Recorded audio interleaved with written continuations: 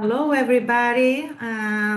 Thank you for joining Dimension Sciences Bridges Summit 2025. I welcome all attendees today, join from Brazil, US, Europe. Please start putting in the chat box where are you coming from, where are you joining from. I will give a brief overview of Dimension Sciences and the Bridges program. Dimension Sciences empower early stage scientists to grow, advance, and thrive. Through our programs, we help scientists to overcome financial and career hurdles so they can reach the next level faster, more efficiently, more confident.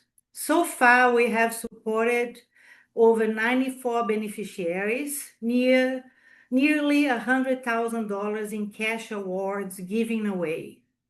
We couldn't do this without our sponsors, many of whom are people like you who make a difference with every individual donations to Dimension Sciences. Specifically, the Dimension Sciences Bridges program has supported 30 scientists from Brazil.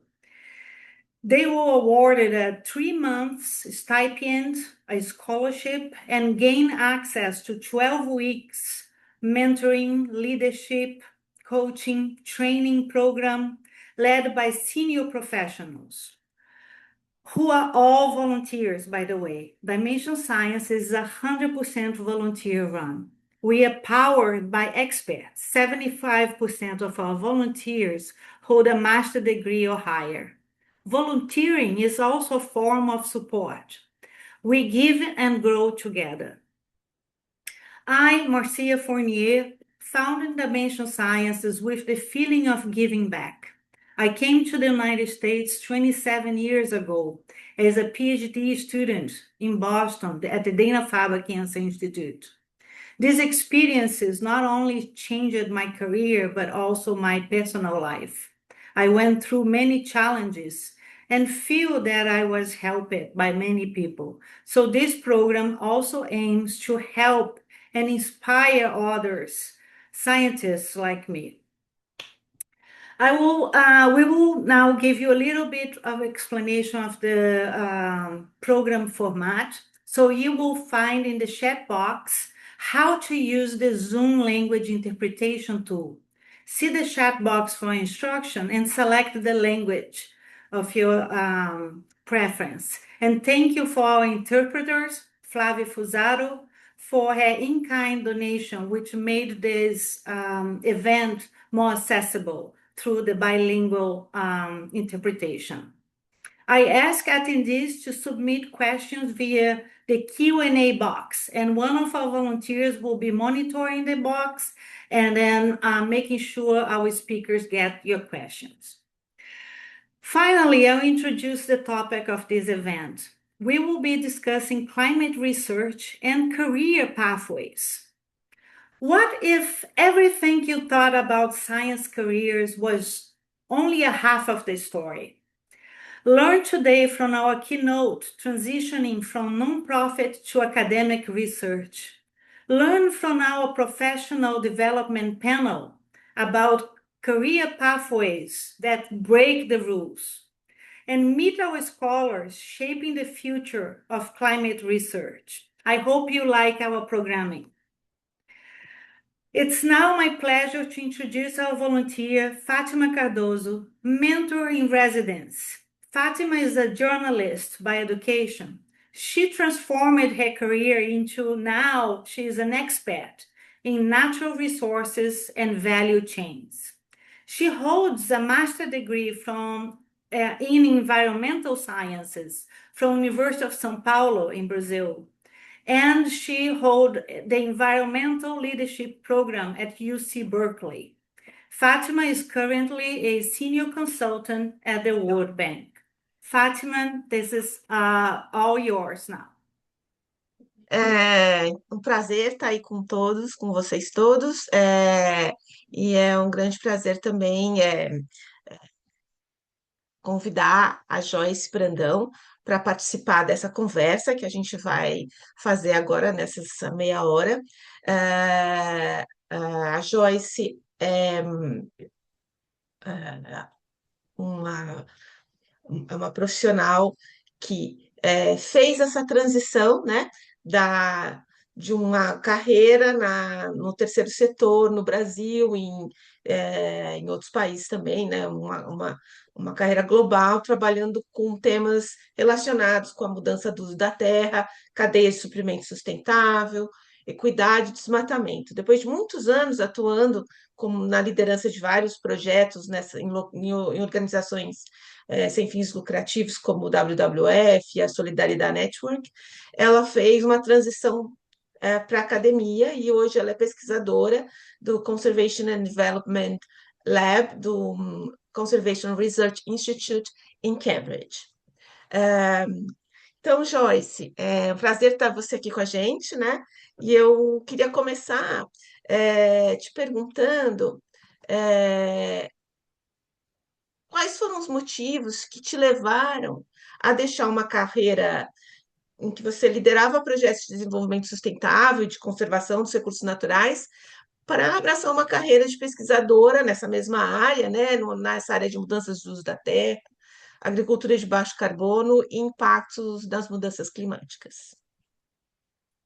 Olá a todos, obrigada Fátima, obrigada Márcia pelo convite, é uma honra estar aqui essa noite aqui, eu estou em Cambridge, UK, já está bem de noite, mas é um prazer falar sobre essa transição, né? Eu acho que é bem complementar ao workshop de hoje, porque eu fiz estou fazendo ainda, né, uma transição ah, de um mundo da prática, né, de tanto de implementação de projetos quanto de advocacy para mudanças de políticas, né, para transformações políticas públicas e privadas, para a ciência, né? Eu acho que assim, o trabalho né, no terceiro setor, nas organizações da sociedade civil, elas são muito baseadas em evidências, né? Então, é muito ligado, né, à ciência, a gente criar, a gente trazer evidências científicas para essa transformação da sociedade, né, para uma transição justa e sustentável do que a gente vive hoje, né, para enfrentar as mudanças climáticas. Então, eu trabalhei, como a Fátima falou, em ONGs que faziam diretamente esse trabalho, tanto de transição da agricultura, né, de boas práticas agrícolas de baixo carbono e de combate ao desmatamento, porque hoje a gente sabe que os sistemas alimentares eles são responsáveis por praticamente 30% das emissões, né? Então, das emissões dos gases de efeito estufa, e a mudança do uso da terra é, é 2/3 disso responsável por essas emissões. Então, eu estava ali na linha de frente, vendo, né, o comportamento da escolha, né, porque quem escolhe adotar uma prática ou outra é o produtor rural, no fim das contas, mas ele pode estar suscetível a políticas que incentivam ele a fazer isso ou a políticas negativas que desincentivam a tomar decisões. Então, eu percebi que, assim, a gente que poderia ter uma curva de aprendizado aqui muito pessoal para mim, de entender um pouco métodos que me ajudassem a entender esse comportamento, e trazer um pouco dessa interdisciplinaridade, né? Porque trabalhar com as mudanças do clima não é só trabalhar com modelagem climática, mas é sim a gente trabalhar com a avaliação das políticas, com a efetividade, se ela está sendo justa, se está sendo aplicada de uma forma que não gere tanto uma tensão entre a efetividade dessas políticas para o clima, mas que deixe pessoas de fora dentro dessa transição. Então, acho que esse triângulo aí, né, de evidências, equidade e políticas foi o que me motivou a ir para a academia. E eu falei que é uma transição porque, assim, eu acabei de terminar o doutorado aqui na Universidade de Cambridge, estou como pós-doc agora, mas esse papel de advocacy, de trabalhar com a ciência aplicada, ele é alguma coisa que realmente me mobiliza, né, no dia a dia, assim, do trabalho. E, Joyce, foram assim os principais desafios nessa transição, né, de você sair da prática, mais da prática, Uhum, né, do dia a dia ali no trabalho uhum, com os projetos de campo, e mais para a academia, pensar, desenvolver uhum, ciência mesmo. sim.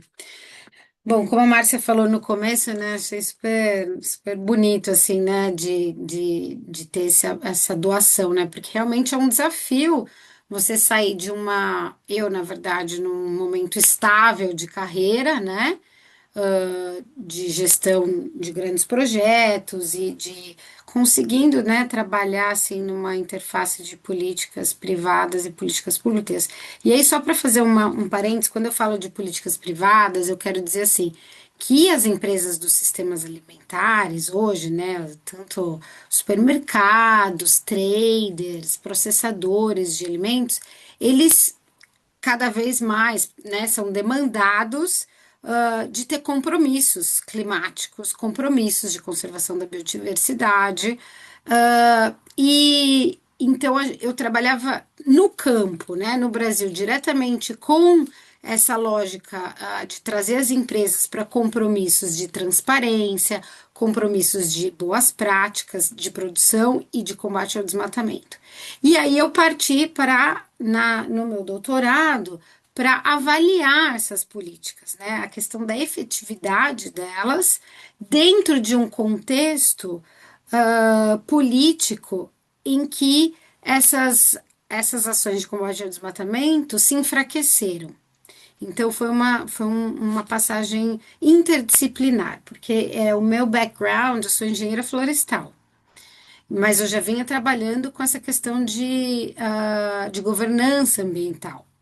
E aí o meu grande desafio né, nessa transição e para o doutorado foi de realmente me capacitar em outros campos, né, de conhecimento. E no meu caso, foi realmente tanto numa questão de ciência política como econométrica, de como trabalhar, né, métodos de avaliação de políticas públicas ou privadas, mas trazendo um pouco de uma teoria analítica do science policy, né? Dentro do escopo das políticas ambientais. Então, é um desafio trabalhar a interdisciplinaridade, apesar de ser uma necessidade, eu acho que ainda o campo acadêmico tem algumas, né, a gente tem algumas limitações dentro da academia que precisa cada vez mais a gente, né, ir ultrapassando, né, os campos e realmente conseguir ter parcerias e compartilhar conhecimento e o método, né, porque isso é um pouco que faz esse desafio da interdisciplinaridade. E no meu caso também, Fátima, existe agora um campo pessoal dos desafios, né?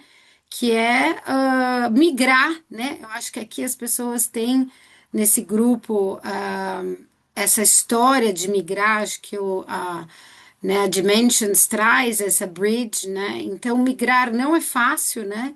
Sair do Brasil, tomar essa decisão com família também é difícil e muitas vezes eu tive muita sorte de ter uma supervisora excelente no campo intelectual, mas também no campo humano, né? Porque a ciência, assim como qualquer trabalho, a gente precisa do campo humano que olhe, né, o pesquisador como é isso, é um trabalho, né? E a gente precisa desse apoio na transição. Então, eu acho que essas coisas foram alguns desafios. E a língua, né? Apesar de ser de eu já trabalhar com inglês pelas organizações internacionais que eu trabalhei, mas você tá, né, no dia a dia, na escrita acadêmica, também é um desafio, assim, pessoal, ah, bem importante, né? Então, assim, acho que tem esse campo técnico, mas tem o campo pessoal que é bem importante da gente gerar ferramentas, né, de compartilhamento sobre esse aspecto. Então, isso é muito importante que vocês estão fazendo. E assim, e mais do ponto de vista assim, olhando para o futuro da pesquisa na área que você está, na área tanto das mudanças do uso da terra, como mais amplamente assim, dos sistemas agroalimentares e as mudanças climáticas. Como você vê as tendências nessa área, nesse contexto, né, de grande polarização que a gente está vivendo, polarização Uhum, política e do próprio questionamento do papel da ciência, né? Como você vê essa sim. tendência para os próximos anos aí a seguir? É ótima pergunta, assim, bom, o meu doutorado foi exatamente em cima dessas mudanças políticas, né, no Brasil. Então, eu estudei a gente teve um período antes do governo atual de que houve uma desregulamentação ambiental, ou seja, as políticas ambientais elas foram enfraquecidas, o que aumentou diretamente o desmatamento. É, e hoje, né, 4 anos depois, a gente tem uma desregulamentação, ou na verdade uma ampliação desse discurso de negação climática amplificado, que não é localizado. Então, assim, acho que o importante é que essa discussão, por exemplo, que eu fiz e que tem muitos outros pesquisadores fazendo também, ela não é uma discussão localizada do Brasil, né? A gente precisa entender mais como de duas formas, né? Acho que tem uma forma que é continuar entendendo como os modelos políticos influenciam nas tomadas de decisão de uso da terra, principalmente. Aí, quando eu falo uso da terra, também de conservação e de práticas agrícolas. Ah, e também como que os grandes acordos globais também estão sendo, podem, né, acontece de ser esvaziados. Então, é, é um, é um problema que atinge diretamente as ciências climáticas, mas que vem de um escopo político. E eu acho que na COP esse ano, né, teve aquela novidade sobre o Global Stockade de equidade.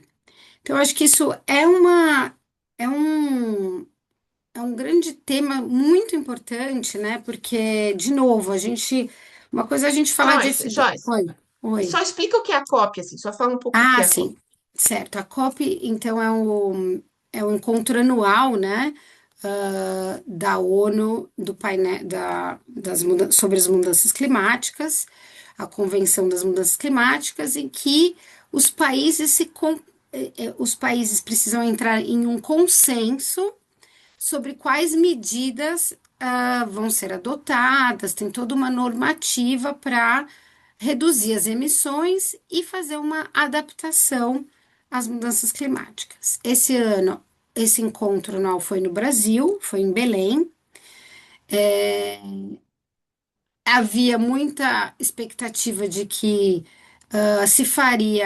entraria-se num consenso de colocar a transição, né, da saída do uso dos combustíveis fósseis, né, de que todos os países acordassem da necessidade de fazer uma transição, né, um phase out dos combustíveis fósseis, mas infelizmente esse consenso não foi concluído, mas tiveram outros ganhos importantes, né, ah, durante a COP.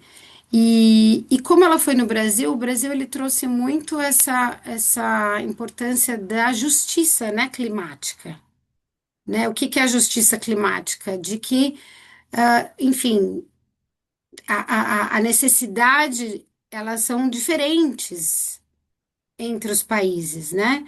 Então, elas precisam, as estratégias precisam, os financiamentos precisam incorporar essas diferenças, né? Entre os países. Então, e aí trouxe-se essa discussão da equidade e da justiça climática para essa COP, o que foi muito importante. Então, acho que essa talvez esse campo da efetividade com a equidade, das políticas, das tomadas de decisão, ele cada vez mais ele é proeminente, né? Tanto na pesquisa quanto no policy making. Então acho que são duas coisas que andam juntas, né? Que a gente tem estudado muito. E tem vários modelos, né? Eu acho que hoje também, por exemplo, alguns países, né, do norte global têm colocado algumas regulamentações, por exemplo, de que as empresas que compram commodities agrícolas, por exemplo, nos países produtores, não podem comprar esses produtos que venham de áreas desmatadas. Então, são regulamentações que cruzam fronteiras. Isso é uma novidade no campo climático, né? Que é também a discussão da taxação de carbono, que está acontecendo na Europa. Eu acho que essas regulamentações que acabam sendo transnacionais, elas estão muito no pipeline, né, da pesquisa e do policy making para realmente que tanto o desenho dela seja justo e efetivo, quanto a implementação, né? E a gente já vê que existem alguns problemas que essas regulamentações trazem. Por exemplo, eu mostro um dos meus capítulos, dos meus artigos, eu mostro que, por exemplo, no Brasil, a gente tem dois biomas muito importantes produtores de commodities, o Cerrado e a Amazônia, os quais são tratados de formas diferentes em termos de conservação e em termos de políticas agrícolas. E, por exemplo, essa regulamentação na Comunidade Europeia, ela continua isso, tá continuando não inclui, por exemplo, o cerrado dentro dessa política. Por quê? Porque o que chama mais atenção dentro também da audiência e da comunicação são as florestas, e não um bioma como o cerrado, que tem aquelas árvores, né, contorcidas, ou que não tem essa configuração tão florestal. Enfim, então isso são coisas que a ciência vai trabalhando, mostrando diretamente, e a comunicação é fundamental, né? A gente conseguir traduzir o que a gente faz para os decision makers, né? Para os policy makers, e ainda mais nesse contexto de uma geopolítica negacionista.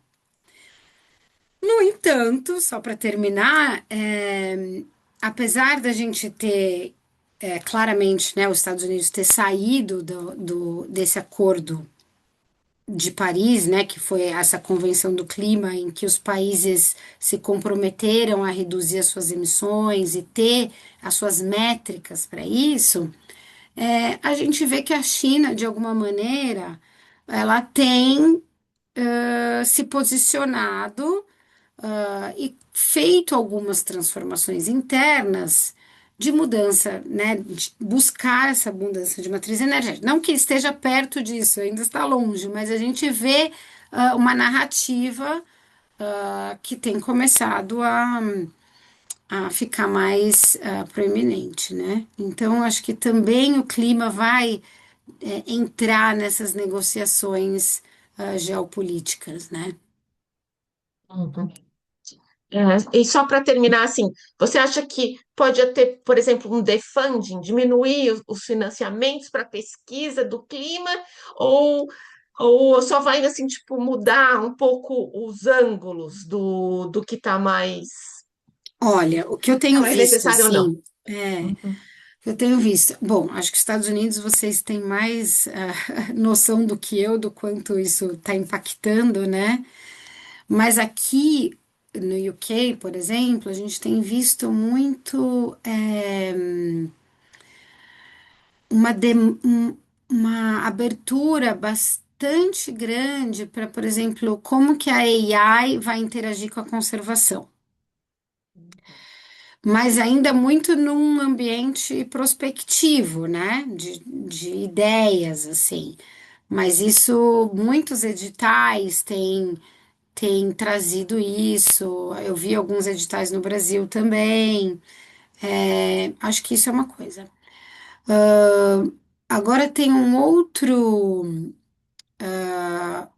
outro campo de financiamento que é também um financiamento público-privado de investimento, né? Então, de como a gente usar a ciência aplicada também para poder, por exemplo, verificar as evidências de que aquelas de determinadas transições estão realmente fazendo efeito, seja na adaptação climática ou nas próprias mudanças climáticas. Então, acho que existe acho que pelo que eu vejo, o financiamento diminuiu para a ciência aqui também no UK, e o foco também tem sido muito de trazer essa questão de AI para conservação, para Big Data, né? De como também essa questão da análise do uso da terra, né? De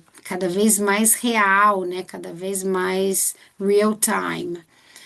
Mas, enfim, eu acho que a questão da equidade ela fica um pouco tangenciada, de novo, né? Precisando assim de a gente é, usar esse momento, por exemplo, da COP para demonstrar a importância de fazer uma pesquisa continuada, né, em relação a as tomadas de decisão e uma transição justa, né, nas mudanças climáticas. Perfeito, Joyce, ótimo. A gente tem uma pergunta aqui, acho que eu já posso ir para as perguntas agora. Então, temos uma pergunta aqui, que é do Bob Chapman, que é: How can our GS scholars and those who benefit from our mentoring. Vou traduzir aqui, vai. Como os scholars, né, da DS, da Dimension Sciences, e os Uhum, que também se beneficiam dos programas de mentoria que a gente proporciona, né, pode aumentar a confiança e o entendimento sobre a ciência. Como fazer com que o entendimento da ciência, isso, no caso, por exemplo, da ciência em torno das mudanças climáticas, pode ser seja mais entendido para a pessoa comum, entendeu? Para que as uhum, pessoas, para que para combater essa uhum, descrença em relação à ciência, em relação uhum, à própria, né, assim, uhum.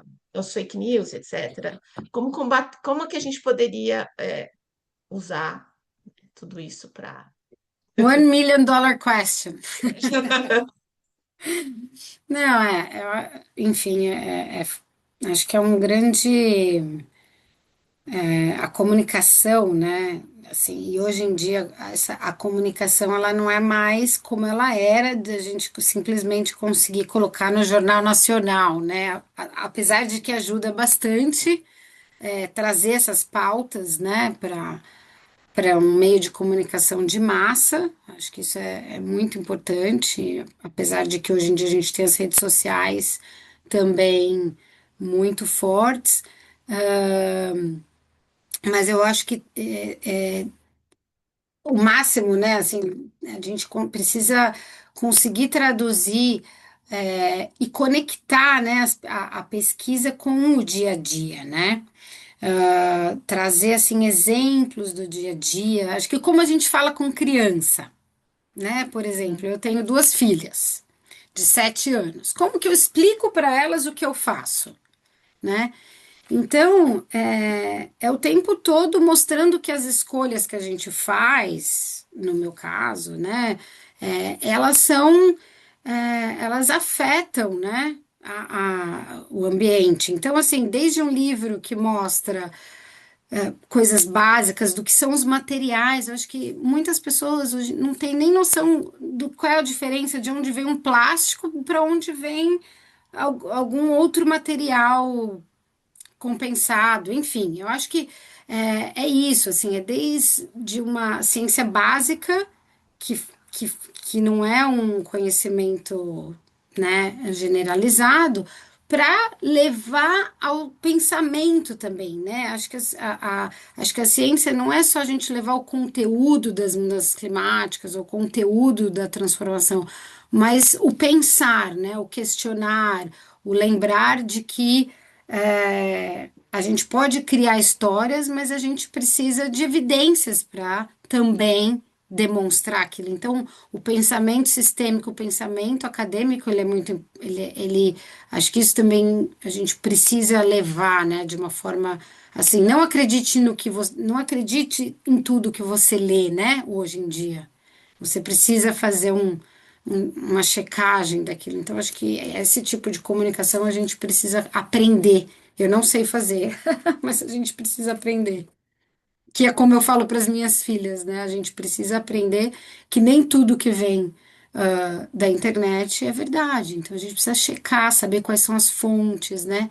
É um novo aprendizado, né? Antes a gente tinha uma fonte, agora a gente tem milhares de fontes de Uhum, dados, uhum. né? Mas nessa linha, assim, é essa questão de como engajar, né? Eu acho que Uhum, você falou um pouco sobre essa coisa de ser mais didático, né? De tentar fazer uma uhum, coisa que as pessoas entendam passo a uhum, passo, né? E uhum, acho que tá. E tem uma outra pergunta que é assim, para saber qual que foi o maior desafio para você, uhum. qual que foi, né? E Para como é que você mudança. superou? E como é que você superou isso, Ah, do seu ponto de vista? muita resiliência, né? Muita resiliência.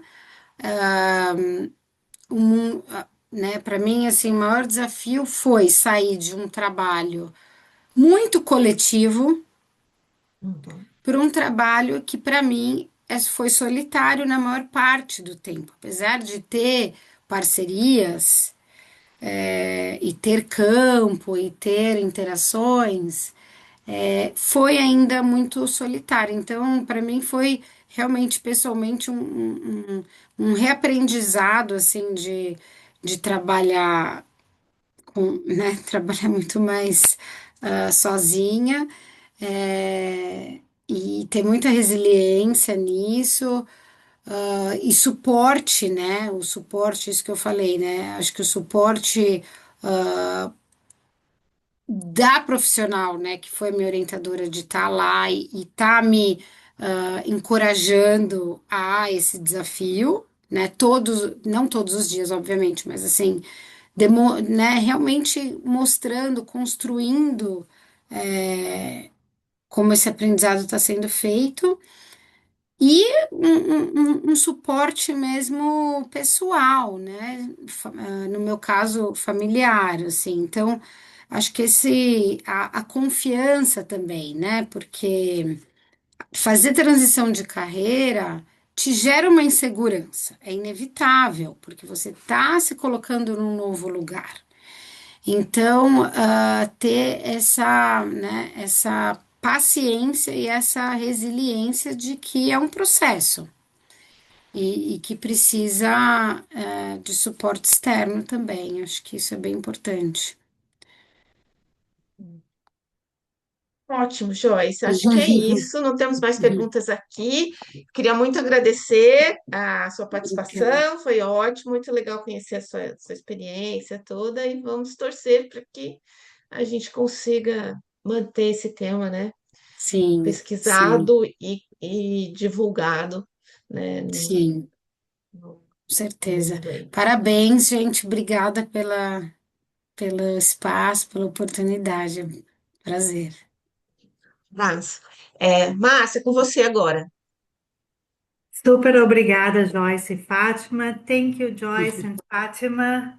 Now you will meet Dimension Science Board member, Lothar Schubert. But before that, if you want to connect with our speakers, go to our website, dimensionscience.org.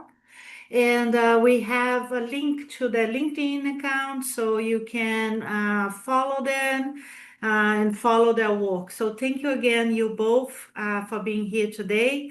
And then now I will call Lothar Schubert, our board member, to continue the program and kick off our professional development panel. Thank you again.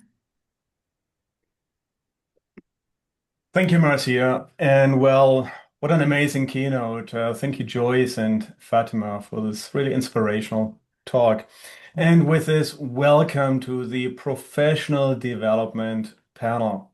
So, what happens when scientists take their curiosity beyond the lab? Well, you are about to find out. Meet three STEM minds who ventured into fields such as law, sustainability, high tech, and finance. This panel is very much tied to Dimension Science's vision to build the next generation of global scientists that drive progress and discovery. Just a quick ground rules before we dive into this panel. We have three scientists on the panel. I will have the double role as moderator and panelist. It will be conducted in English, even so two of those speakers will can speak Portuguese quite fluently, and you'll find out who those are, Nathalie and Cristina. We have about 20 minutes panel discussions, and then we will invite you, the audience, to bring your question on. Please put them in the Q&A box in the meantime, which brings us to 30 minutes in total. So I'm looking forward to a very dynamic and insightful conversation. And with this, let's get this going. I want to start with a quick lightning round of introductions. First going to Nathalie, then to Cristina, and then to myself. Please introduce yourself with your name, with your location, where you are today, and maybe where you actually come from originally, your affiliation with any organization that you have today or in the past, and then your STEM background. 1 minute each, roughly, please. Nathalie? Hi, I'm Nathalie Hoffman. I am from Los Angeles, California, actually Marina del Rey, which is a yacht marina on the Pacific Ocean. Marina del Rey is a little suburb of Los Angeles. As for STEM background, I have an undergraduate degree in mathematics from the University of Michigan. And then after my math degree, I went on to get a law degree and an MBA, both of them from UCLA, where I met both Lothar and Cristina. We were all in the same MBA class. And as a little aside, even though I'm an American, born and raised, I lived in Rio de Janeiro, so I consider myself a half carioca, and I've been doing business in Brazil ever since I lived there. So Great. Cristina? Hey, yeah, thank you so much for having us, and it's a pleasure to be here. I was born and raised in Sao Paulo. I'm a chemical engineer, and then moved to California. I have been in California for the last 35 years, always working as an engineer. I love being an engineer. I went back to school to get a master's in environmental engineering, and then UCLA, where I met my fellow panelists here. And my career started in oil and gas, and then moved to biotech. So big pharma and biotech. Great. Thank you, Cristina. So I was a double duty as being moderator, but also panelist. So let me introduce myself as well. So Lothar Schubert, I'm based out of the San Francisco Bay Area in California. I came over originally from Germany, And professionally, I'm now associated with Hitachi. So I work for Hitachi, the Japanese conglomerate. In particular, we're in the business focused on IT infrastructure, where I'm running a marketing organization. My STEM background is in physics. I did my master's degree in Germany and a little bit in the US in physics, in high-speed accelerator physics and nuclear physics. All right, so you have chemistry, you have math, you have physics here. Let's get this going. And very different paths that all of you here as a panelists took. The question is, how do you get from STEM? Where are you today? What are the decision points? And did you plan this out or how did this happen? Again, let's start with Natalie. So I started my career using my STEM background as a computer programmer at Bell Labs. And I perceived pretty quickly, because these are in the early days of women in STEM, that the glass ceiling, as we call it, I don't know if you call it that in Portuguese, but we call it the glass ceiling, was on the floor. So I decided that I better move out of computer programming and sciences at that time. I decided to go to law school because I felt like I needed to have some control over my career and my life. And so then I went to UCLA Law School. By this point, I had moved out to Los Angeles from Michigan. And when I started law school, I thought, oh my God, I'm going to really do poorly here. I was the only one with a STEM background at all. Everybody else had taken courses, English, political science, where they wrote essays, and you have to write a lot when you're a lawyer. And I thought, oh my God, I'm going to flunk out of there. And it turned out I did very well because of my analytical background, which is key when you're a lawyer to be able to analyze fact situations, analyze the applicability of the law. So I turned out to do very well. I was very surprised.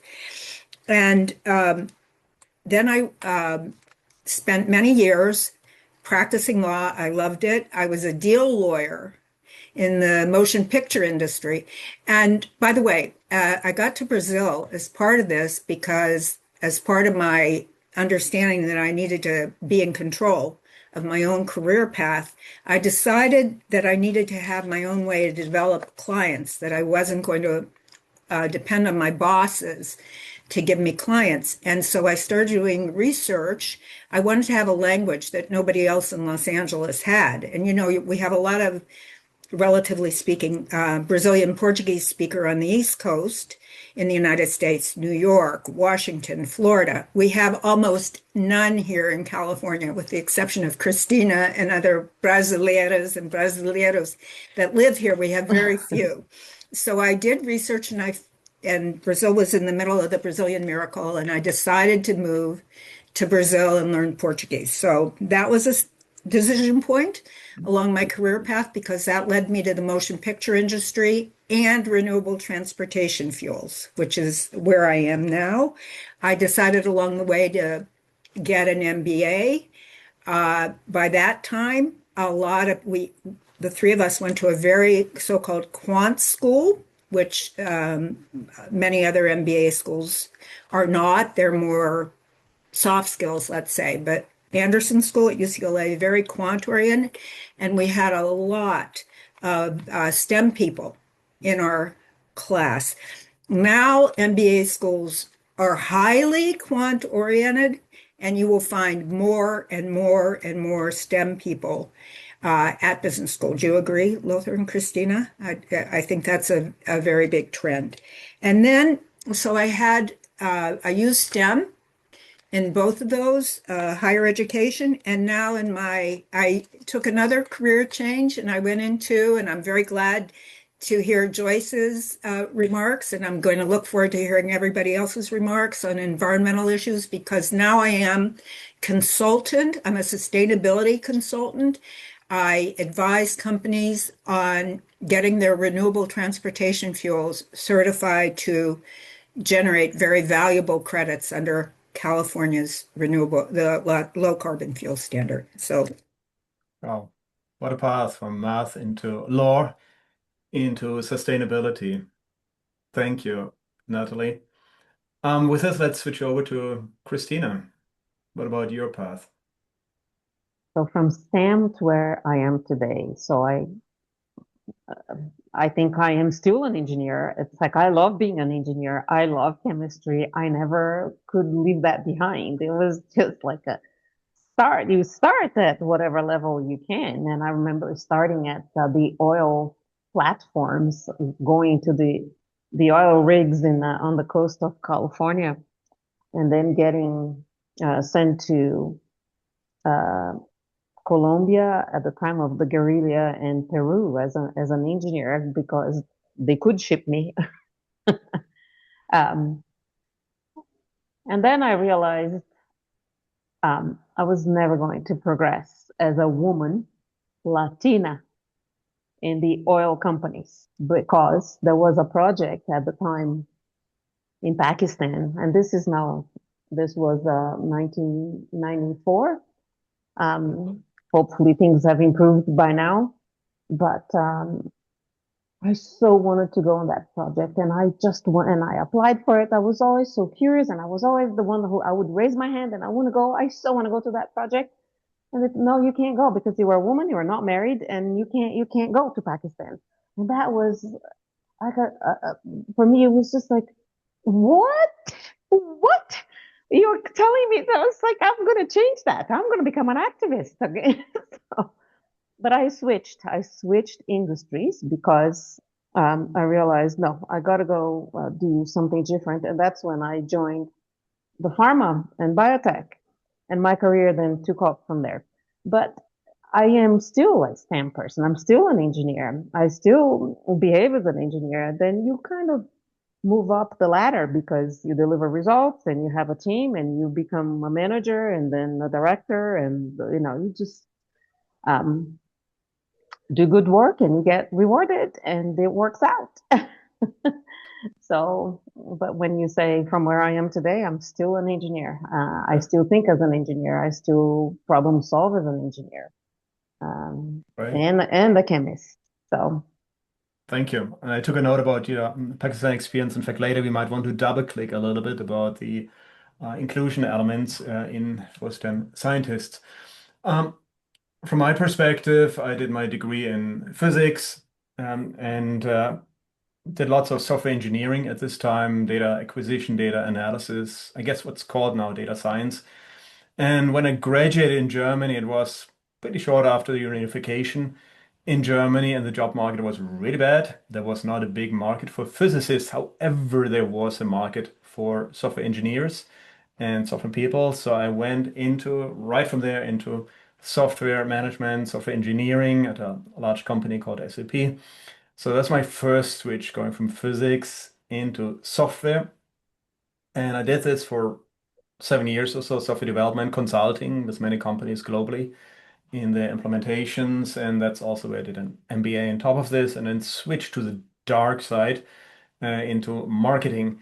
And since then, I'm in technology marketing. So it was not a straight line, but multiple transitions. However, STEM really helped across the board. Now, leading into the next question here, I think Steve Jobs once said, it's always very hard, or it's impossible almost to connect the dots moving forward, but you can connect the dots looking back. And now with this expertise and experience here, I would like to ask the panelists, what career path patterns or trends can you see for STEM scientists? What guidance can you provide where STEM scientists can take their careers? And Nathalie, let's start with you first again. So I think my own career is a good example of where you can go with a STEM background that it wasn't obvious to me starting out. But with the analytical ability that you get from a STEM background, there are more and more lawyers who have that background because there was a realization that the analytical ability was a very good background for this. And then going into business, getting an MBA and going into business, data analytics is probably the key driving force in business. So if you go into data analytics and with your modeling backgrounds that you all have as part of your STEM degrees, you can always get a job in business. This is what I've found, if that's what you want to do. And then now in my new career as a consultant in renewable transportation fuels, and the way companies that produce them are able to generate real credits is through a well-to-wheel analysis of their fuel pathways. And to do that, you have to calculate emissions every step of the way. And to do that, we need chemical engineers or process engineers or mechanical engineers. I work with them every day. And even though I'm not an engineer, they always say to me, "Oh, you could be an engineer," because I understand that, again, because of my STEM background, my mathematical background. So there you have it. So multiple career pathway and certainly the thinking, etc., is a good baseline for multiple careers. Cristina, what is your perspective? I think a STEM person can do anything they want. I mean, it's whatever you want to do, it will be available. It's a matter of what will be presented, what will the opportunities be, and how do you shape it from there. I can say the very first job offer I had was at a bank. So for those that know Brazil, it was when Bank Pac-12 was very, very small. This was in 92. So I wish I had taken that job. I think they told me you would be You'd a be very billionaire rich. today. Yeah, you'd be a very rich girl. Exactly. But I wouldn't have come to the United States because that was the choice I had to make at the time. I was going to take that job or I was going to go to California, and I chose California at the time.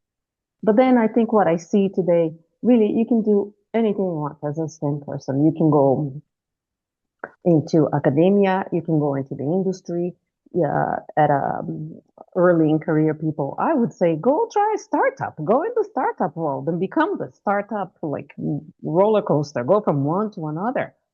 You can go work for nonprofit organizations. So there's just any choice. And then STEM people think very high. It's all about problem solving. Is the data is data analytics, data being able to analyze the data, draw conclusions from that data, and put forward like incredible results. So engineers, the world is open to anything. In fact, just as a side note, if there are early in career people in the audience, Goldman Sachs has a program for engineers, and they start on year one, and it starts on year one of their schooling, and it's online. So they hire engineers. They want to hire engineers. And which company was that? Goldman Sachs? Goldman Sachs, yeah. Wonderful. Yeah. And they have one of those programs is targeted for the Latino group. So to apply, you have to be a Latino, and they offer it. It's a really cool program. That's really interesting. I think we should research this. And Cristina, what you mentioned also about startups, and you talk about risk elements and family. I think we touched on early conversations here, in particular young scientists or early scientists, right? There's typically more risks you can take, and startups might be a really good option at this stage. I love that path. I coach people on career development now, and I tell them, you have nothing to lose. You're starting, just go try. You could, in 2 years, you can make 6 million, or you just go to another one. But if you go into the big corporations, it will take a long time to get to that point. So try. What about Luana Lopez?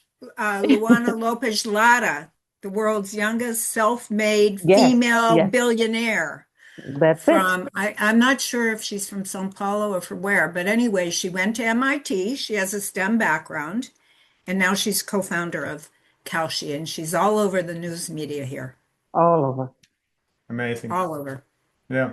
There are quite a few leaders who have a STEM background. I took a few notes here before, and since you mentioned SAP, actually the CEO at this time, Henning Kagermann, he had a physics background. Sundar Pichai from CEO at Alphabet Google, Masters in Material Sciences from Stanford. Jensen Huang, NVIDIA, electrical engineering background. And then also in other areas, Claudia Steinbaum, serving as the president of Mexico, background in physics, energy engineering, environmental engineering. So really many directions that STEM can take. And of course, academia is one of those choices as well. What I learned is first principles approach, really breaking down things into thinking into most basic fundamental truths is what you do a lot in science, rather than just saying this is how things always have been done and those are the best practices. That is important as well. But really think independently and break things down to the most fundamental truths and build things up there that will serve you in so many disciplines as well, like in marketing and but in many other areas as well. I'm looking at some of the Q&As here, and actually the next question we had lined up is very much to this topic about AI. And hey, no panel can go pass by without talking about AI. AI is reshaping so many things. Any practical guidance for early career scientists navigating this environment today with AI being almost everywhere? Nathalie, Cristina, what do you think? So I would say, well, first of all, my boss and his boss, who's the CEO of our company, are very bullish on AI, and they want us to incorporate it into our practices. However, they don't want us to blindly use AI, and this is something that Joyce was saying about the advice she gives to her daughters, her young daughters. AI makes mistakes. I have seen this personally in subject matters that I know about. If I've asked AI something and it makes mistakes, you cannot just rely on AI. And the other thing about AI is it depends on the collective wisdom, the collective knowledge of what has gone before. It isn't creative or innovative in new thinking. And so our bosses don't want us to use AI for something, they want us to use it for the low value work, not the high value work, intellectual, creative, innovative work we can do by using our brains. And the other thing about it is it's not good in developing interpersonal relationships, which I'm going to talk about a little later on. That's a key part of doing well in business. And I think in academics, in everything, human relationships and building human relationships are incredibly important and will still be important.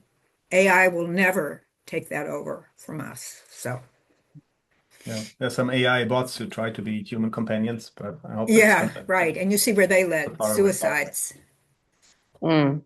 Christina, Well, AI is here to stay. It's not going anywhere. We better embrace it. It's here to stay. It brings a lot of value. It brings a lot of efficiency. Yeah, but I think STEM people, engineers, or we are able to not so much challenge that, but evaluate: is it what's being provided to me now accurate, or can I, you can double check. We are very well equipped to be. I don't think this answer makes a lot of sense. Let's go a little bit further. But what AI is here to stay. If I were in school today, I would be taking every AI class available. I'm not going to get a degree without knowing everything available to me related to AI. Even not in school, I'm looking for classes at the stage I am at today.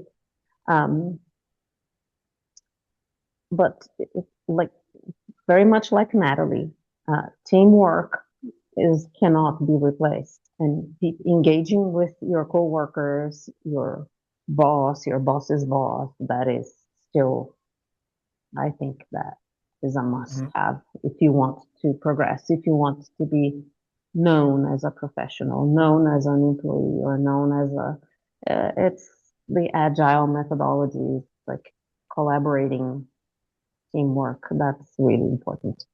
But I mean, we didn't go down that. That wasn't the question, but we'll come to that. we veered to that. So yeah, we should come to that one. Yeah. Yeah, in a moment. Just one additional thought here: AI, since I work very much in the IT infrastructure space. First of all, I agree. AI is a tool. Embrace it, but it's a tool, right? That said, there are certainly career paths, and it's in the data science, it's in the data engineering world, AI model development, etc. Big demand, huge demand for STEM scientists. Data center industry, for better or worse, it's a growth industry. There's a need for energy management, battery technology, sustainability initiatives, water, right? I mean, they're extremely power hungry, unfortunately. So net zero data centers should be the goal. So huge Waste opportunities in this segregation. space. So the whole waste world, Yes. AI will finally get waste segregation and recycling to a better path. There's just so much that can be done. It's so exciting. Yeah. All right. Maybe let's forward here since we only have 5 minutes left here. And please, everybody, put your questions in the Q&A and we'll try to address them as we go along.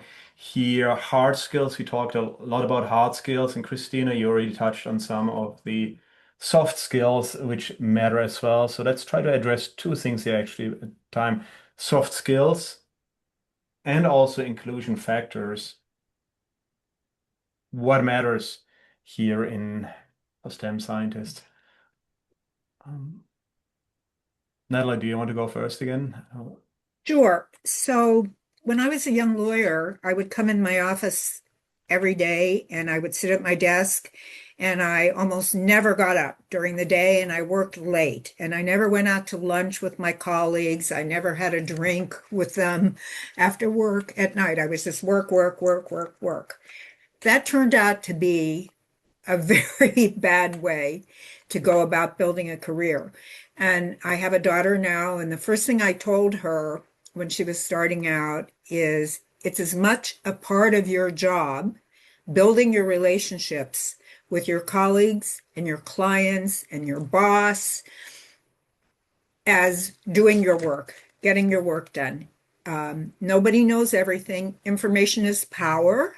At jobs, you learn that through building. You hear about things that are going on with your colleagues. In our class, in our getting our MBA, I have always said to myself, the two most important courses I took, one was my macroeconomics course. I had a wonderful professor. The other thing was a soft skill class. It was called persuasive communication. And the main thing we started with when we started out was find common ground. Find common ground. I have used that every day of my life as a business person ever since. I oftentimes have meetings or new prospective clients, people I don't know, people who don't seem to have anything at all in common with me. Like I said, I work a lot. I work with farmers a lot, Midwestern farmers. I'm a California urban girl. You would think that we have nothing in common. I'm always able to break the ice because you can always find common ground with people. I use LinkedIn constantly. I look to see where they went to university, what city were they born in. If I can find out who their football team is, if it's a guy who doesn't seem like he has anything in common with me, you can always break the ice, and that leads to relationships. And like Cristina said, relationship, you cannot really make it, I believe, in a career today without the soft skills. Develop emotional intelligence, be a good friend, listen. When people are talking to you, listen to them so that you can be a good friend and a good colleague. Help people. Don't be so competitive with your colleagues. I think you were getting to the same thing. Teamwork. You can't do everything, and don't try to show your colleagues up and try to hog all the credit. Really develop your social and your interpersonal skills.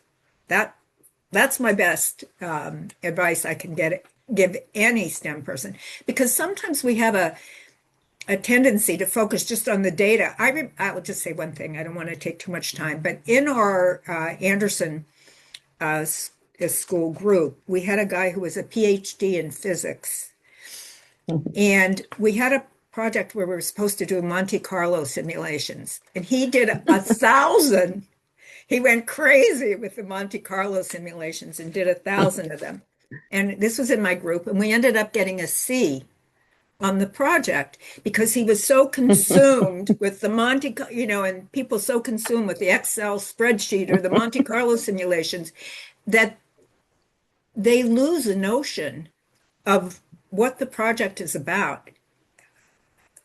We really just can't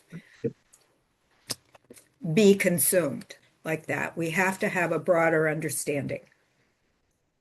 Yeah. Very well said. So maybe I'll just take, I agree with everything Nathalie said, so I won't repeat that. I'm just going to take it to a little different route, which is I personally am not a Zoom person. I think working remote is a drawback in somebody's early career. You are missing the hallway collisions that we used to call. You are missing running into your boss in the bathroom, and the coffee chat, and the Zoom is so not personable. The meeting ends and the tile goes away, and there is more that happens at work. But the Zoom, I'm not a Zoom person, but maybe you're going to call me a dinosaur. But No. there needs to be a balance. If you are given the opportunity to work remote 100%, I wouldn't do that. Have a balance, show up. For 17 years that I worked for Thermo Fisher Scientific, I drove an hour each way. And sometimes it was brutal. It's like by Friday pulling up, it's like, oh, I just drove 10 hours this week. But now looking back, this is how I progressed. This is how, because you meet people and you cut your deals and you collaborate. I'll leave it at that. Despite Lothar, that you were in your LA turn. and California and San Francisco where traffic is really, really bad. Yeah, it's horrible. But But it's worth it. now you could do 3 days in the office, 2 days at home. That would be life-changing for me at the time. With small children and calling the man, you can't leave yet. I'm in traffic, but I'm coming. It's like Yeah. but All right. it was all possible. Mm, So Thank you. go ahead, Yeah. Lothar. You. I mean, very well said, Nathalie and Cristina, and also the few things I want to add, and it's really just to complement what you're saying here. Yeah, communications, right? That was hit really hard. I agree with that one. Empathy and emotional intelligence, really, really important. Try to build those skills. And the good thing is those things can be trained. Communication is not about what you say, it's about what the audience hears. It's about the audience first and foremost, what they understand and what they feel. Great saying is here, quote, good communicators express themselves clearly. Great communicators adapt how their audience listens to understand their audience and look for opportunities to communicate, right? In person, if Zoom is the only option, use that one. But yeah, I agree, in person is great. Presentations, meetings, writing, blogging, all of things are great. Build your toolkit. In fact, one trick that I used is improv theater. Two classes improv theater. It really pushes you way out of your comfort zone. And it was extremely uncomfortable for me.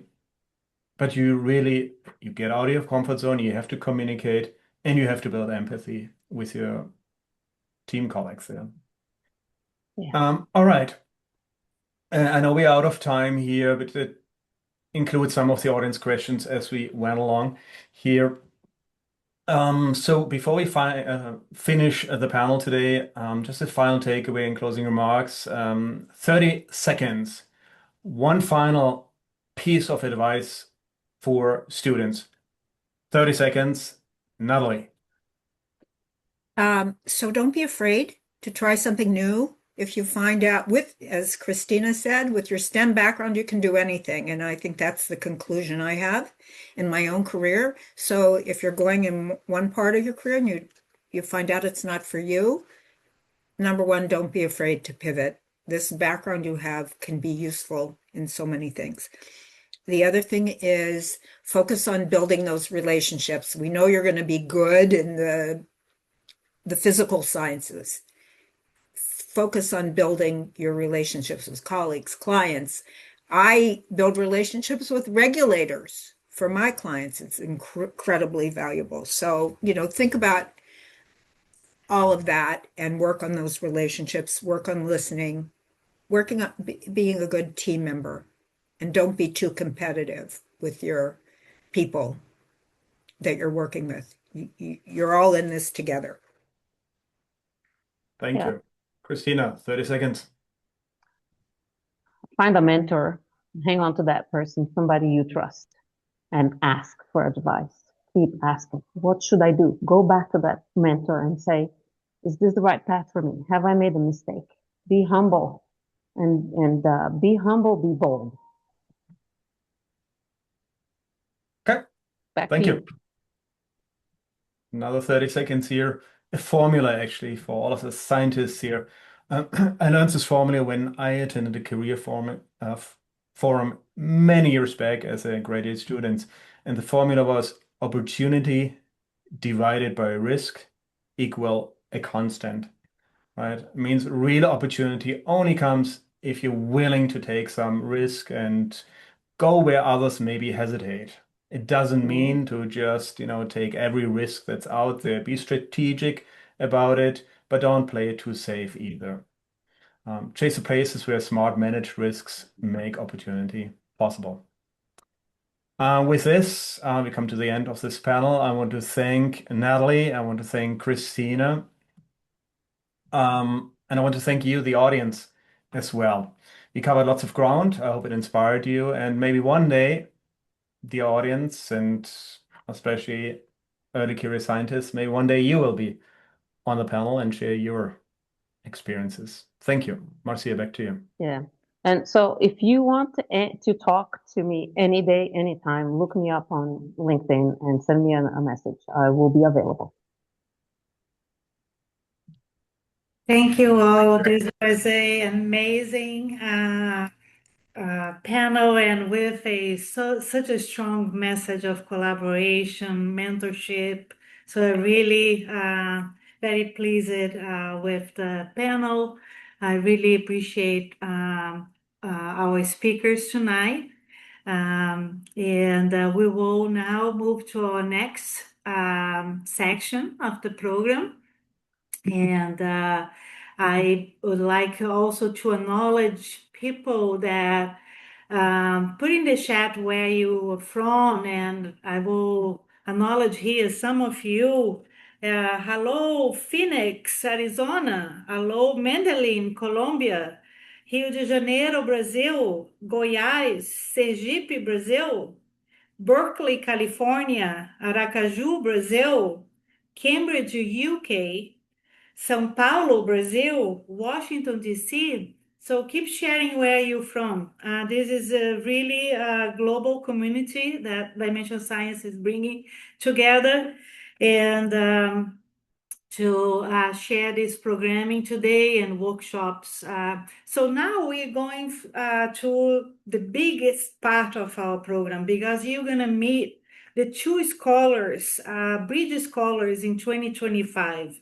And I will have a pleasure like now to invite you to meet our mentor in residence, Dr. Luis Fernando Correia. He is a physician and health administrator, health correspondent for the radio CBN News in Brazil, one of the biggest radio news in Brazil.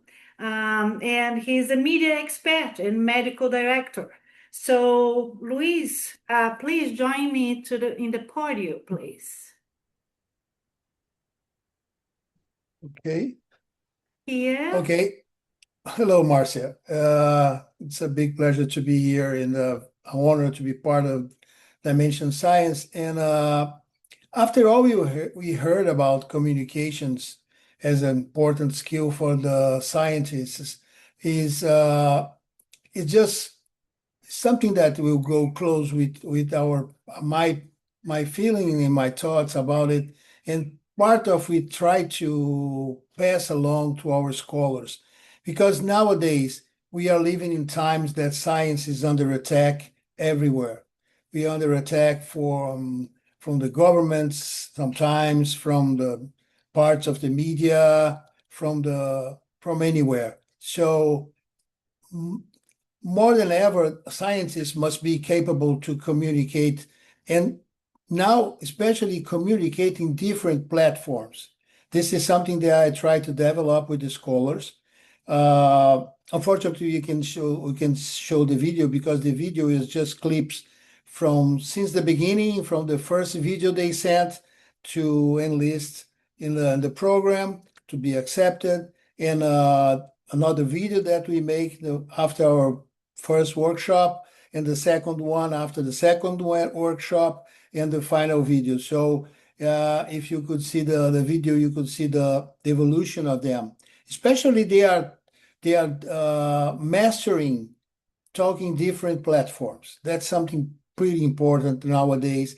And every science must be able to speak in different languages, of course, because it's part of the game for them, academically speaking.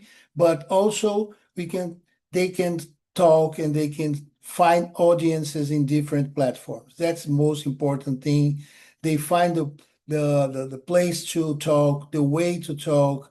So I'm very pleased to introduce our new scholars because I believe the presentation that they will do now is something that can show you how they develop and how they have a big evolution during the last months. And I want to thank them for the time they spent together, not only because it's a big opportunity for me to learn with them and to see different young people growing up in terms of communication.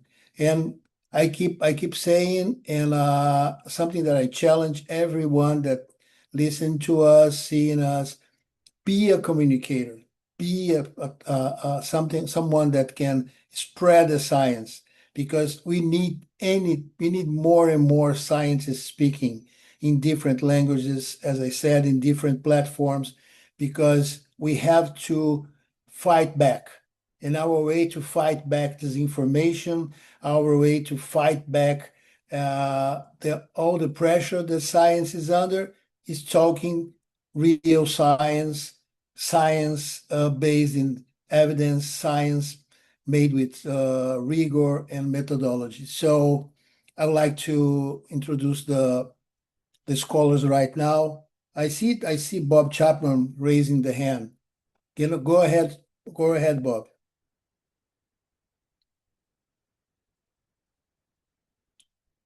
I don't know if Bob just raised a hand by clicking in the wrong place, probably. So, Marcia, I believe that now we're going to see our first scholar. Yeah, let's invite the whole panel. Professor Izaias Nisoli, who will be the moderator of our panel. Hi, Izaias, and Leticia Sousa, one of our scholars, and Izaias Neto. They're all joining us, and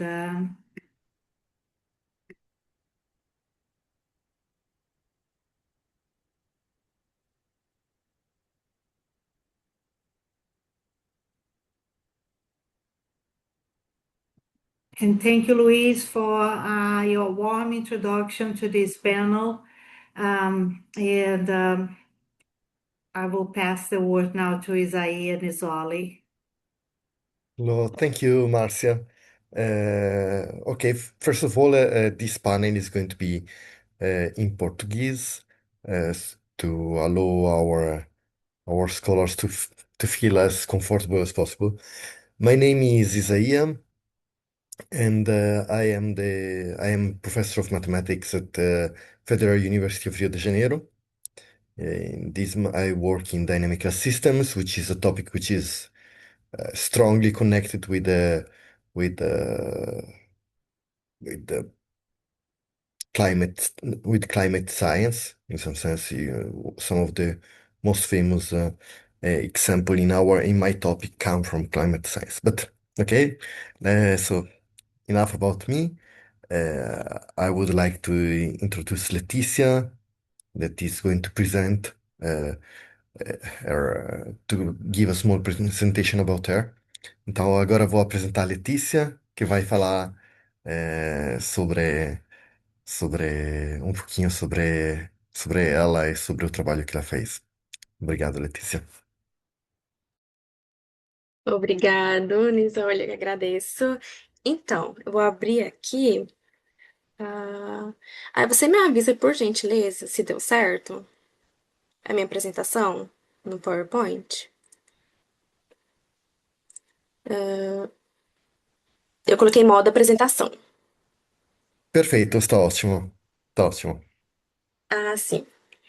Então, Nisoli, pode ser em português, porque eu tentei organizar Sim, aqui para o inglês. sim. Não tem problema, pode ser em português. Ah, ok. Então tá. Deixa eu só reduzir aqui a telinha. Peraí, deixa eu ver. Eu acredito. Eu acho que eu tenho que reduzir aqui. Ok. Deixa eu verificar aqui. Ok. Boa noite a todos. É um prazer estar aqui reunida com vocês hoje, conforme mencionado. Meu nome é Letícia, eu sou bióloga, mestra em Biodiversidade e Conservação e doutora em Ciências Agrárias e Agronomia pelo Instituto Federal Goiano Campus Rio Verde, Brasil. Eu sou cientista com 8 anos de pesquisa aplicada a temas relacionados à resiliência das plantas à seca e com que a seca ela é um estresse abiótico que mais causa perda na produtividade das plantas. E a minha pesquisa atual, ela é intitulada Avaliação do efeito mitigador da coinoculação de micro-organismos em plantas de soja exposta a estresse biótico e a estresse abiótico em um cenário de mudanças climáticas. Bom, nos últimos anos, a produção mundial tem enfrentado uma elevada, vamos dizer assim, pressão devido ao aumento populacional e também pelas mudanças climáticas. E na vanguarda dessa problemática, diversos cientistas agrícolas têm direcionado as suas pesquisas para poder explorar os mecanismos de tolerância de plantas à seca, uma vez que a agricultura, principalmente a agricultura brasileira, ela é amplamente dependente do ciclo hidrológico local, bem como a soja, né? A soja, ela é particularmente sensível à seca. Historicamente, entre as safras de 1976 até 2022/2023, o Brasil perdeu aproximadamente 280 milhões de toneladas de soja devido aos eventos de seca. E a seca, ela reduz, e por que desse impacto da seca nas plantas, principalmente de importantes culturas? Por quê? Porque a seca, ela compromete o transporte de água a longa distância, o transporte que vai da raiz, né, pela absorção de água pela raiz, que passa pelo caule e chega até as folhas. E com isso, reduz a fotossíntese e isso vai refletir lá no preenchimento de grãos, lá na produtividade da planta.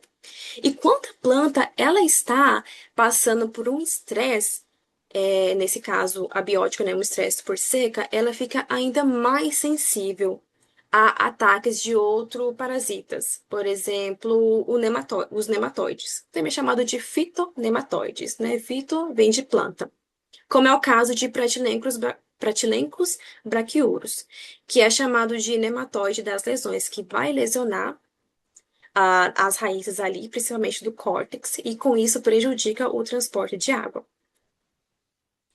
E os micro-organismos promotores do crescimento vegetal, eles, por exemplo, as bactérias do gênero Bacillus e fungos do gênero Clomus podem ser antagonistas naturais de nematóides, tá? E também eles podem ajudar as plantas ali a aliviar os estresses causados pela seca.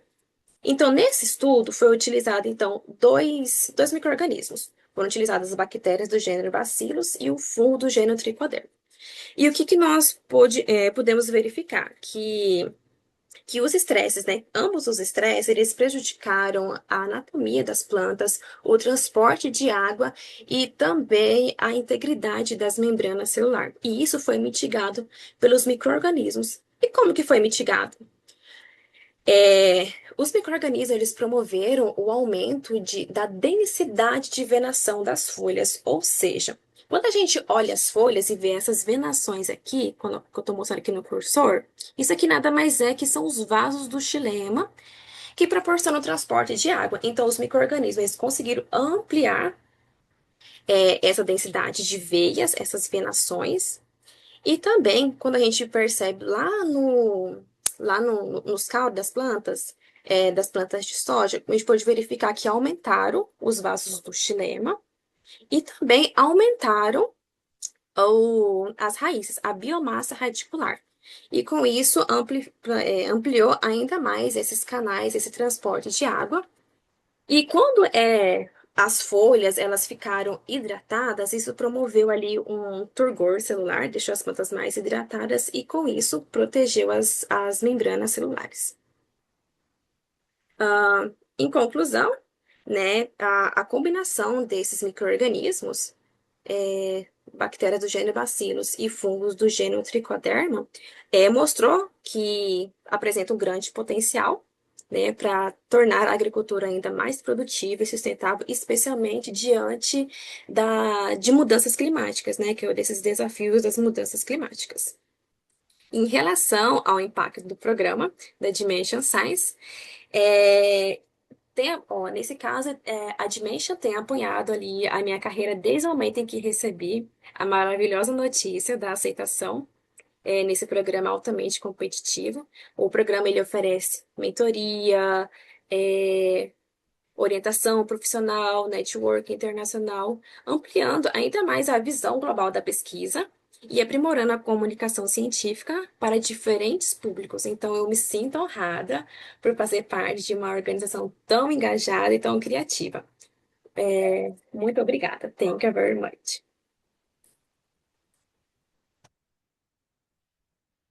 Obrigado, Letícia. Ok.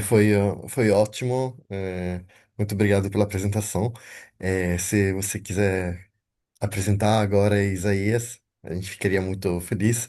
Depois a gente passa para uma sessão de é, perguntas e respostas, mas depois. Obrigado. So good evening, everyone. Thank you, Dimension Science, for the opportunity and the audience for the time tonight. So I am Izaias Neto. I'm one of the two scholarship this year, and I am a civil engineer since 2023, and I have been developing some research in the field of climate and water resources since the graduation, and now I'm a member of two research groups. My final course graduation project was related to floods in the city where I grew up, and I have just recently finished my master's degree where I studied extreme precipitation in Minas Gerais. Some keywords that are related to the kind of analysis that I've been developing during these years are extreme events, trend analysis, hydrological modeling, floods, droughts, aridity index, and desertification susceptibility.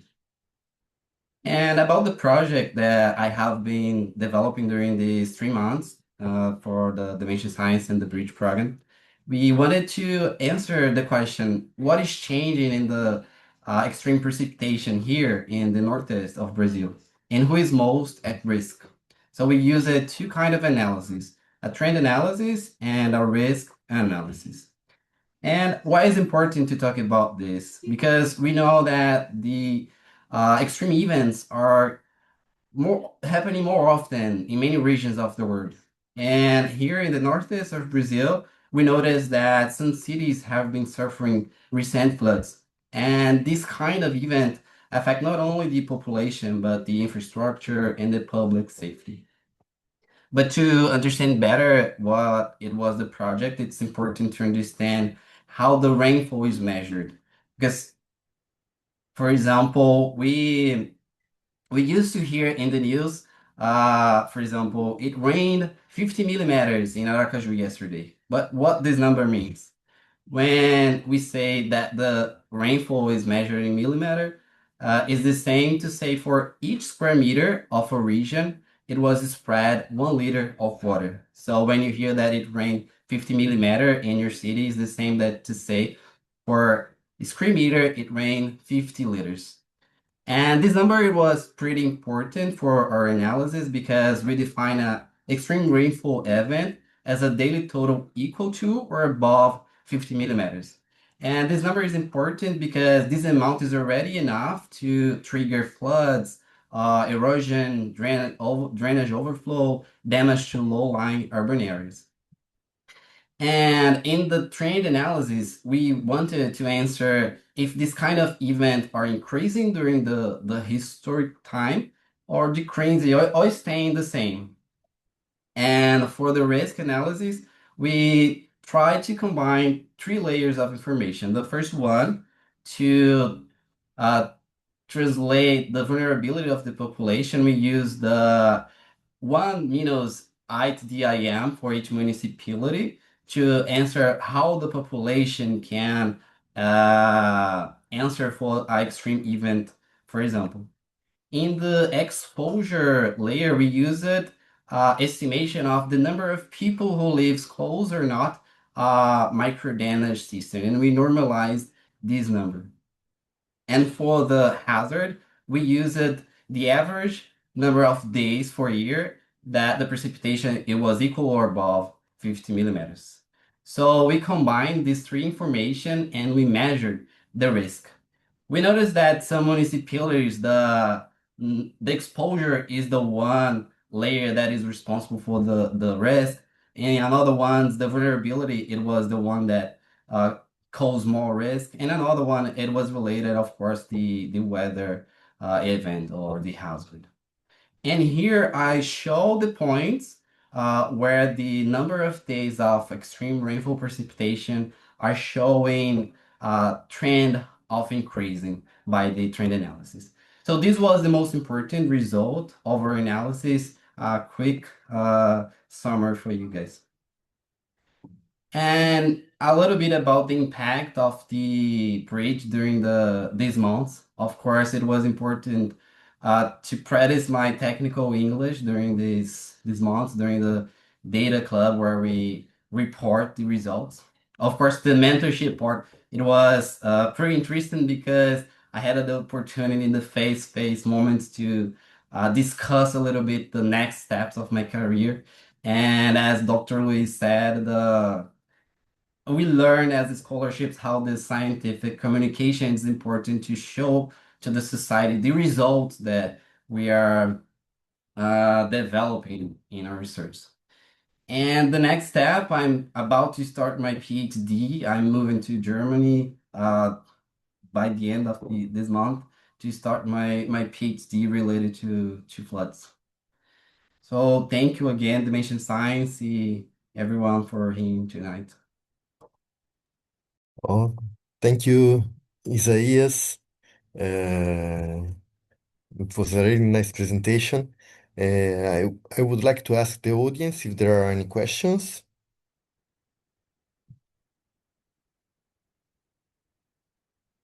If not, I have some questions that I have for you. Maybe I start with Leticia. And eu queria começar com você, Letícia. É uma das questões que eu fiquei bem curioso na sua apresentação, é como é que a gente encontra os micro-organismos candidatos para a nossa inoculação, para preparar para o processo inteiro. Como é que funciona a coisa?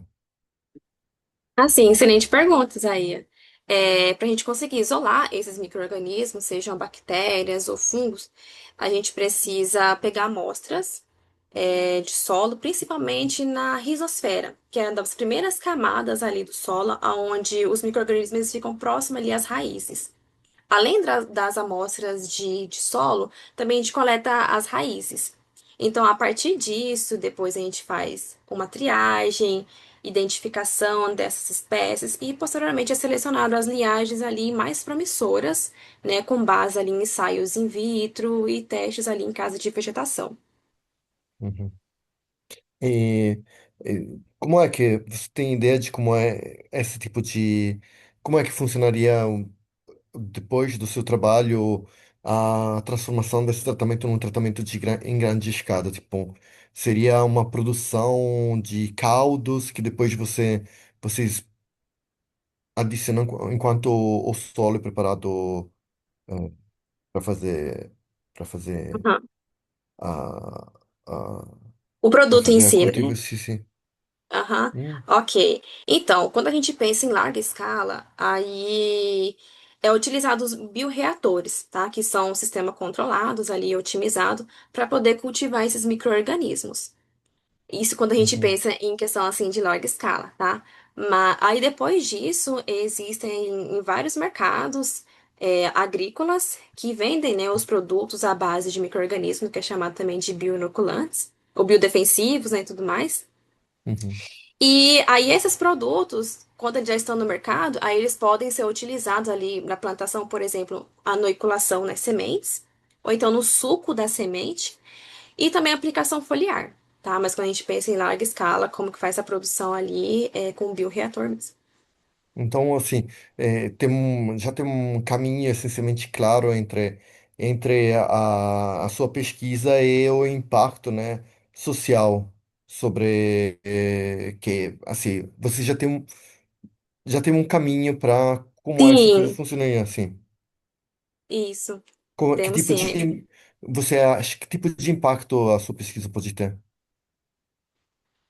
Ahn, tipo de impacto. Então, o impacto, ele é altamente, vamos dizer assim, ele vai depender ali das condições. Por exemplo, quando a gente pensa na questão da transformação ali em um produto em si, o que que vai depender? Qual que vai ser o impacto disso, por exemplo, em campo?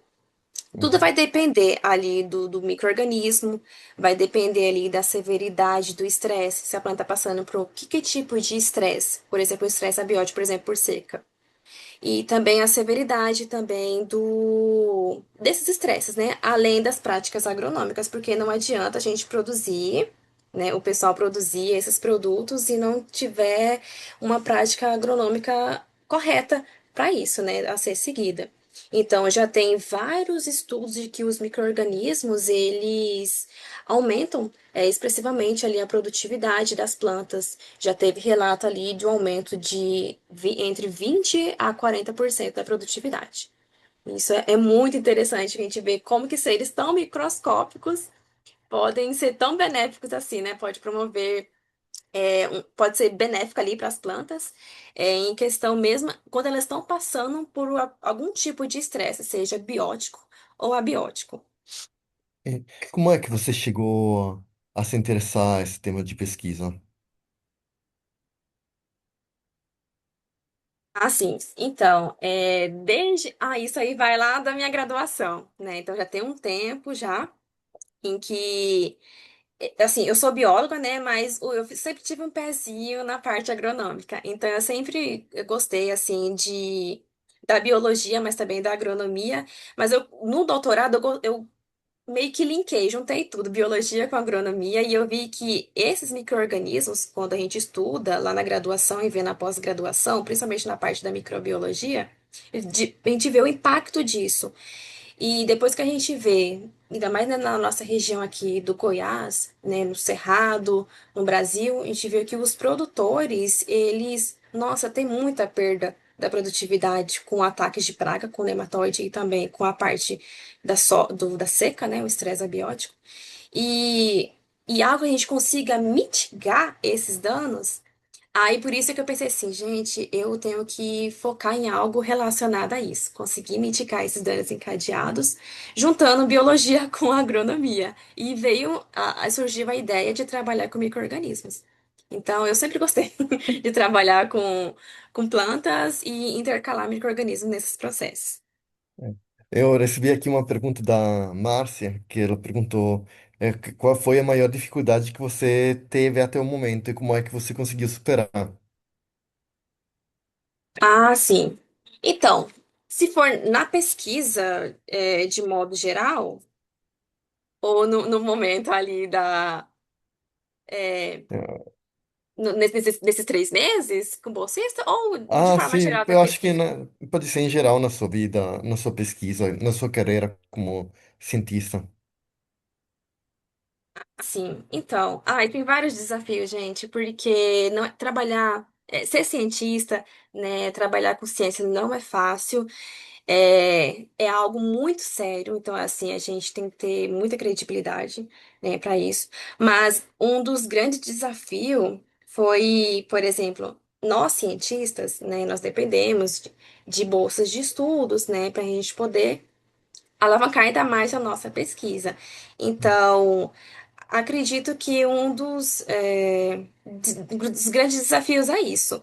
É você, mesmo gostando da pesquisa e ainda não, por exemplo, não conseguir uma bolsa, o conselho que eu posso dar tenta, persista, tá? Uma hora você consegue essas bolsas, você consegue alavancar a sua pesquisa e mesmo na transição de carreira, por exemplo, no meu caso, né, que eu pego a Dimension Science foi, nossa, uma ponte enorme para mim nessa transição de carreira. Durante esses 3 meses foi maravilhoso e o bom, assim, que é a... Quem que mandou? Ah, foi a Fátima, né? E eu gostaria de te falar, Fátima, que muito obrigada por sua mentoria e que eu estava ajudando na parte ali do LinkedIn, do do currículo, né, para a gente poder verificar empresas e algo relacionado ali ao meu próximo passo, né, dessa transição de carreira. Eu gostaria de falar para você que eu consegui uma bolsa de estudos para pós-doutorado. Então, eu gostaria de agradecer, gente, tanto a a Fátima, né, quanto a Dimension Science de forma geral. Parabéns, verdadeiramente parabéns. Isso é uma Obrigada. notícia fantástica, muito merecido. Meus Obrigada. parabéns, Letícia. Eu vou fazer umas perguntas para o Izaias agora. É, de qualquer- Depois a gente volta, despede assim. Obrigado, Letícia. Isaiah, so maybe I ask you in English. I've seen that you have worked on your presentation in English, so I think that Okay. it's nice to see and to hear about your experience. And I got curious because it seems to me that your work has clearly a social impact, is of clear social interest. And one of the questions that I wanted to ask you is that do you think that in the future we can expand this kind of analysis more than only for risk management, but try to plan uh, to have an hydrological planning for different regions. As we see, sometimes this change means also that the resources are now in different way, and so sometimes you need Yeah. the Leticia is speaking about drought, and maybe in the same region of Goiás, there is in some other place they have too much water. So, do you have any idea on this? Okay, thank you, Isaiah, for the question.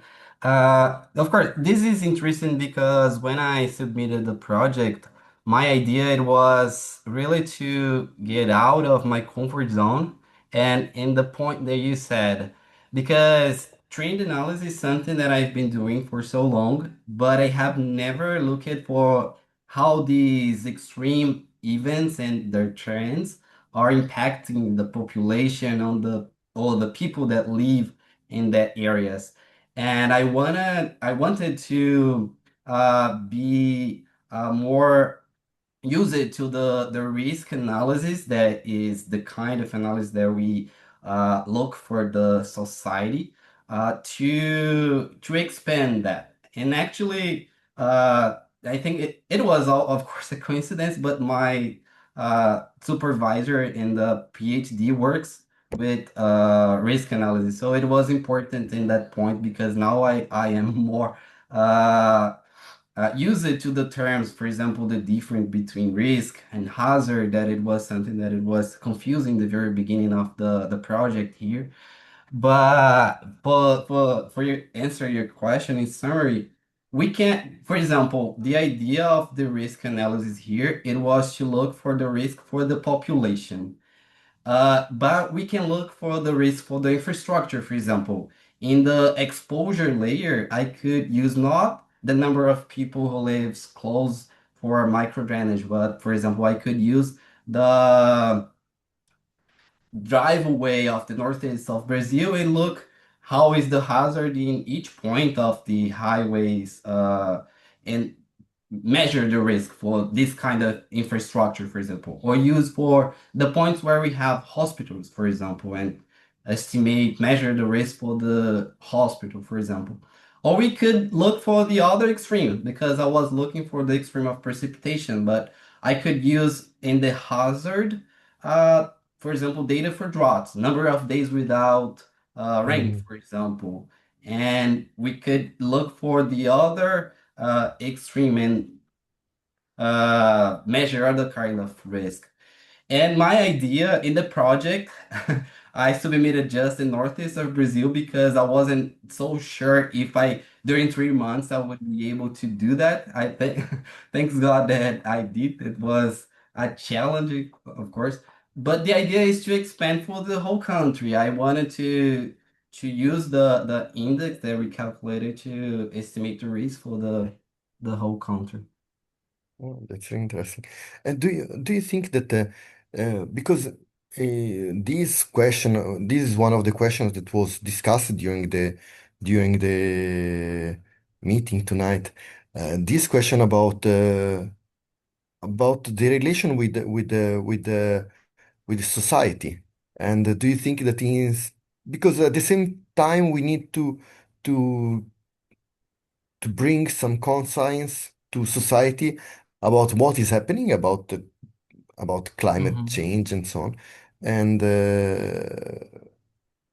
and so do you think that it's possible to think about evolving these projects into a direction that involves a lot the civil society? Yeah, actually, I don't know how we could show to the of course we will want to publish the results, but the hardest part here is because micro drainage project is a responsibility for the city hall, for example, and Hmm. each city hall decided if they want or not, and I don't know. The problem here when we are talking about micro drainage or micro or micro drainage is that because the decision is not about the population, it's related to the government itself. Hmm. So I think this would be a, like we say in Portuguese, um trabalho de formiguinha, sabe? Hmm. So that this part will be hard. I don't know as a scientist how I could help the government to see that this is as important as it is. And so you said that you are now starting to you're going to start a PhD now in where is it in Germany? Yeah. Yeah, it's a city called Siegen. It's close to Frankfurt. Ah, it's close to Frankfurt. And do you have already any perspective for your future works? Yeah, actually, the first thing that I want to do, this is something that I was discussing with Fatima because we had this conversation about I need to have a good impact in the very beginning. So I want to show to my supervisor these results and telling him, oh, this is what I have, this is what I already know about risk analysis, and I want to ask him for help to improve the results and to publish in some event there in Europe. And what was the biggest difficulty that you had up to now and you were able to overcome? I would say the same that Leticia, but to bring something different because I think the problem that Leticia brought tonight, it's for scientists here in Brazil, it's always that we need to look for scholarship during our careers, and science is not something that it's a priority here for the government, you know. But in the other kind of issue, to me, to myself, it's my self-confidence, I think. Sometimes we think, oh my gosh, am I able to do that? But thanks God, some answers like the scholarship for dimension science and the PT happened in such a great moment. And it's been a watershed moment these months. Oh, I'm really happy. And I'm sure that you're going to do a great job going forward. So, are there any questions from our from the public? Do you have any curiosity for our scholars?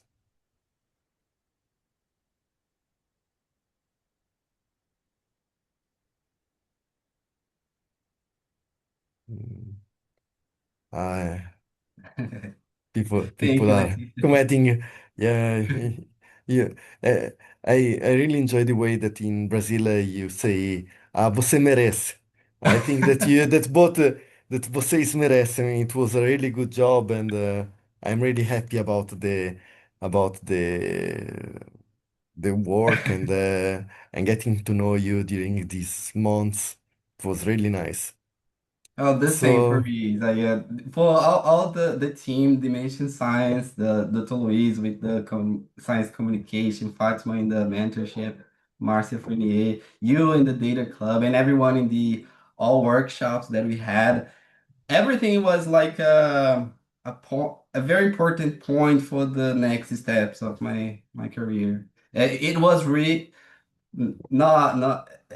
I think the name of the project it's what it means. The bridge. It is a bridge. Oh, really happy. So maybe I will pass the word to uh, Lothar Schubert for the final remarks. Sir, welcome you here to final. And before I go to you, I just want to say thank you for the panel, Professor Isaia Nisoli, a professor of mathematics at University Federal Rio de Janeiro, continuing on the topic of career transitions and making amazing careers out of your science degrees. And congratulations, Leticia and Izaias, for all the progress you made. And Leticia, you really made me emotional with the news about your scholarship. This is amazing. It is something that I always amazed me that it works every single time.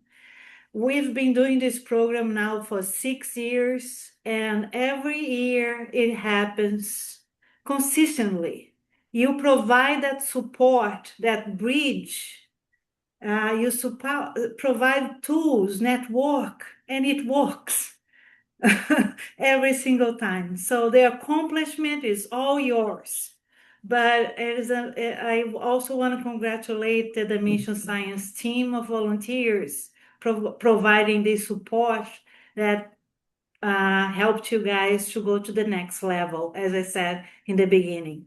So with that, I will pass the word to Lothar that will close the program today. And thank you all again.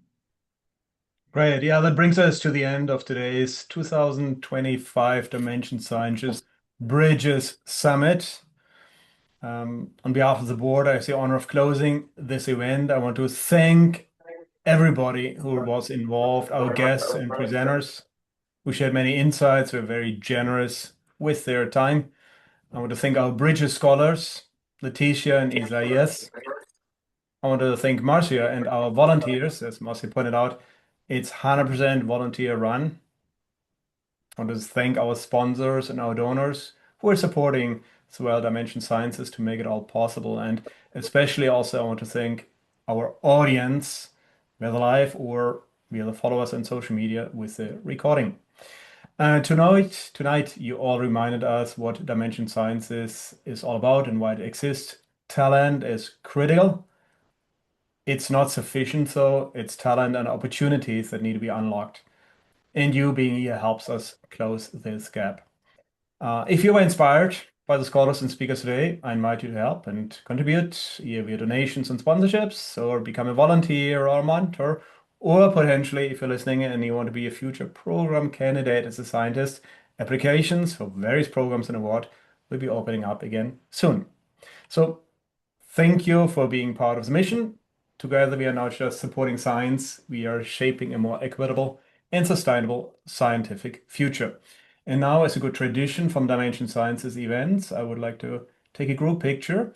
And for this, if the presenters and moderators can all go on camera, please. And we will take this group Oops. picture. And oh, there's a gallery view we have to do here. Wonderful. All right, and let's take a few. That's the first one, number one. Oops. And then number two.